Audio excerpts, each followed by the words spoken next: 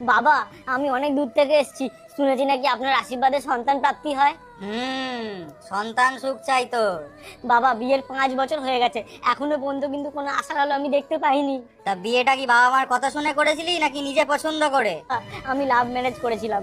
আমার বাবা মা তো এখনো পর্যন্ত আমাদের বিয়েটাই মানেনি, আর মা তো আমার এখনো পর্যন্ত মুখই দেখতে চায় না। শোন, নিজের লোকের আশীর্বাদ যত তাড়াতাড়ি লাগে, অভিশাপ তার থেকে বেশি তাড়াতাড়ি লাগে। তুই হয়তো কোনো রকম ভাবে কাউকে কখনো মনে দুঃখ দিয়েছিলি, তাই তোর আজকে এই অবস্থা হয়েছে।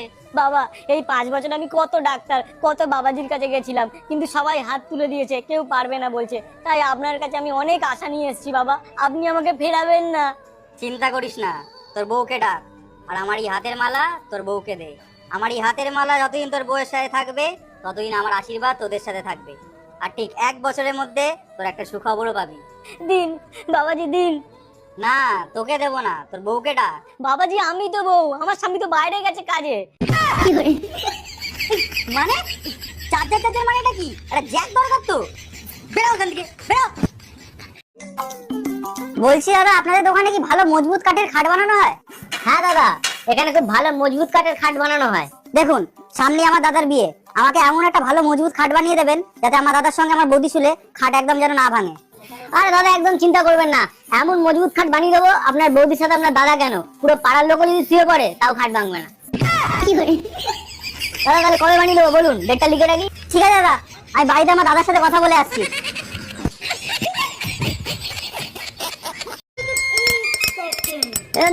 একটা সিগারেট দে। হ্যাঁ দাদা, দিচ্ছি। কি দাদা, এলাকায় নতুন নাকি? হ্যাঁ, আমি এলাকায় নতুন। আমার নাম সোনা। হ্যাঁ, আমি এলাকায় থাকি, সবাই আমাকে ভালো মতোই চেনে। কোনো সমস্যা ঝামেলা টামেলা হলে আমাকে অবশ্যই জানাবেন, ঠিক আছে? হ্যাঁ হ্যাঁ দাদা, অবশ্যই জানাবো, ধন্যবাদ। না না, ধন্যবাদ দেওয়ার কোনো ব্যাপার নেই, আমার লোকের ঝামেলা দেখতে ভালো লাগে, সেই জন্যই বললাম।